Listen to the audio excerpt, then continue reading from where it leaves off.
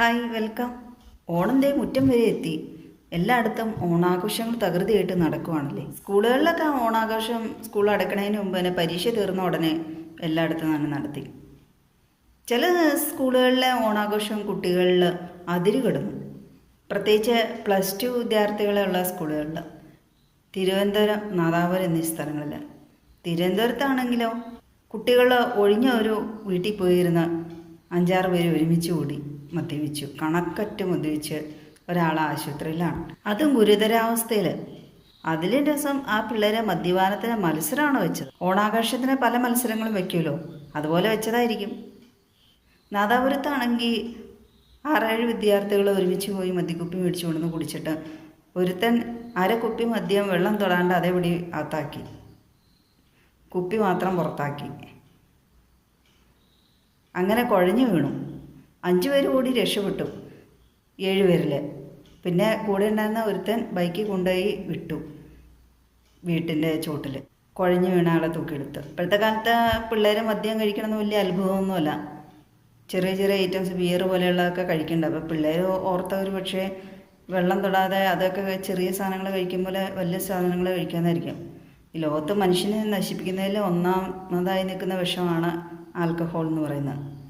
അതപ്പോൾ ഒരുമിച്ച് കഴിച്ചിട്ടുണ്ടെങ്കിൽ നമ്മൾ മറ്റുള്ള വിഷം കഴിക്കും പോലെ തന്നെയാണ്. പ്രത്യേകിച്ച് കുട്ടികളിൽ അത് താങ്ങാനുള്ള ശക്തി ഉണ്ടാകണമെന്നില്ല. ഞാൻ ഓർക്കുന്ന മുണ്ടക്കയത്ത് കുറച്ച് വർഷങ്ങൾക്ക് മുമ്പ് 4 വയസ്സുള്ളൊരു കുട്ടി ഇതുപോലെ അമിത മദ്യം കഴിച്ച് മരിച്ചു പോയത്. മദ്യം നിരന്തരം കഴിച്ചിട്ടുണ്ടെങ്കിൽ നമ്മൾ അകാലത്തിൽ മരണത്തിന് കീഴടങ്ങും എന്നുള്ളതുകൊണ്ട് തന്നെയാണല്ലോ മദ്യക്കുപ്പികളിലെല്ലാം മദ്യം വിഷമാണ്, അപകടമാണ്, ആരോഗ്യത്തിന് ഹാനികരം എന്നൊക്കെ എഴുതി വയ്ക്കുന്നത്. അത് ലഹരി ആയതുകൊണ്ട് നുണയ്ക്കാൻ പിള്ളേർക്ക് ധൃതിയായിരിക്കും. സ്കൂളുകളിൽ ഇപ്പോൾ ഓണാഘോഷം എന്ന് പറയുന്നത് മിക്കയിടത്തും അക്രമാസക്തമാകുന്ന രീതിയിലേക്കാണ്. പെൺകുട്ടികളും ആൺകുട്ടികളൊക്കെ ഒരുപോലെ. പെൺകുട്ടികൾക്ക് പണ്ട് ഇച്ചിരി നാണവും പേടിയൊക്കെയായിരുന്നു, ഇപ്പോൾ അതൊന്നുമില്ല. അവർ ആൺകുട്ടികളെക്കാൾ മുമ്പിലാണ് എല്ലാ കാര്യത്തിലും. അതുപോലെ തന്നെ ഓണാഘോഷത്തിൻ്റെ കാര്യത്തിലൊക്കെ അവർ മുൻപന്തി തന്നെയാണ്. പിന്നെ ഈ കുട്ടികൾ ഇപ്പോൾ ഒരു ട്രെൻഡാണല്ലോ ഒരേപോലത്തെ വേഷം ഇട്ടുകൊണ്ട് വരിക, ഒരേ കളറ്. അതൊക്കെ ശരിക്കും പറഞ്ഞാൽ മാതാപിതാക്കളെ ഇച്ചിരി ചുറ്റിക്കുന്ന കാര്യം തന്നെയാണ്. സാമ്പത്തികമായി പിന്നോക്കം നിൽക്കുന്നവർക്ക് അതൊക്കെ ഇരിക്കാനുള്ള സാമ്പത്തികം കണ്ടെത്തുക എന്നുള്ള പ്രയാസമുള്ള കാര്യം തന്നെയാണ്. അപ്പോൾ അതൊക്കെ സ്കൂളുകളിലെ ടീച്ചേഴ്സൊക്കെ പറഞ്ഞ് കുട്ടികളെ മനസ്സിലാക്കുക, ഉള്ളതൊക്കെ ഇടാൻ പ്രേരിപ്പിക്കുക, പഠിപ്പിക്കുക. തീർത്തും അവരുടെ എൻജോയ്മെൻറ്റ് വേണ്ട എന്നല്ല, അവരുടെ കളർഫുള്ളിൻ്റെ ഒരു ലോകമാണിപ്പോൾ. ഇത് കഴിഞ്ഞാൽ പിന്നെ അവർ ജീവിത പ്രാരാബ്ദങ്ങളിലേക്ക് പോകുമല്ലോ പഠനകാലം കഴിയുമ്പോൾ. പേരൻസ് പൈസ കൊടുത്തു വിടുന്നതുകൊണ്ടാണല്ലോ കുട്ടികൾ മദ്യമൊക്കെ വാങ്ങിച്ച് കഴിക്കുന്നത്. ലഹരിയാണെങ്കിലും എന്താണെങ്കിലും സ്വന്തം ജോലി ചെയ്ത് സമ്പാദിക്കുന്ന കുട്ടികളും ഉണ്ടാകാം. അതെല്ലാം പേരൻസ് നിയന്ത്രിക്കാൻ തന്നെ ശ്രദ്ധിക്കുക.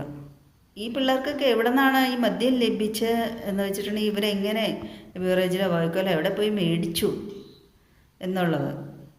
ഒരു പക്ഷേ അത് കൊടുത്ത ആൾക്കാർക്ക് ഈ കുട്ടികളെ തിരിച്ചറിയാൻ പറ്റിയിട്ടില്ല. കാരണം അവർ ഒരേപോലത്തെ ഡ്രസ്സ്, മുണ്ടും ഷർട്ടും ആണല്ലോ ഓണാഘോഷത്തിനൊക്കെ കൂടുതലായിട്ടും ഈ പിള്ളേർ ഉപയോഗിക്കുന്നത്.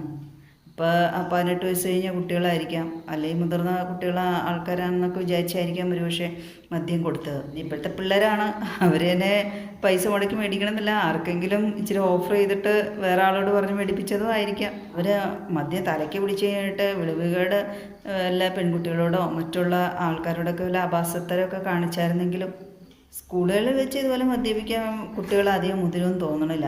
മിക്ക സ്കൂളുകളിലും ചുറ്റുമട്ടവും CCTV ഉണ്ടല്ലോ. അതുകൊണ്ട് പ്രത്യേകിച്ച് കുട്ടികൾ ഈ സ്കൂളുകളിലൊക്കെ ഓണാഘോഷിക്കാൻ നമ്മുടെ വീട്ടിൽ നിന്നൊക്കെ പോകുമ്പോൾ അവർക്ക് ആ ഒരു ശ്രദ്ധ, പേരൻസിൻ്റെ ശ്രദ്ധ കിട്ടുന്നില്ലല്ലോ. ഇവർ സ്കൂളിലേക്ക് തന്നെയാണോ ആഘോഷിക്കാൻ പോണേ? അത് കഴിഞ്ഞ് അഥവാ ഇനിയിപ്പോൾ സ്കൂളിൽ പോയി ആഘോഷിച്ചിട്ട് തിരിച്ചു കഴിഞ്ഞ് വരുമ്പോഴൊക്കെ ആയിരിക്കും ഇതുപോലെ മദ്യപാനം അതും ഇതൊക്കെ നടത്തിയിട്ട് തിരിച്ചു വരുന്നത്. അപ്പോൾ അതുകൊണ്ട് എന്താവും, വീട്ടുകാർക്കും ശ്രദ്ധിക്കാൻ പറ്റില്ല, കുട്ടികളെ സ്കൂളുകാർക്കും ശ്രദ്ധിക്കാൻ പറ്റില്ല. ഓണാഘോഷത്തിൻ്റെ പേരിൽ ഈ എല്ലാം കൂടിപ്പോയിട്ടുണ്ടെങ്കിൽ അത് അക്രമാസക്തമായി തീരാൻ സാധ്യതയില്ലേ.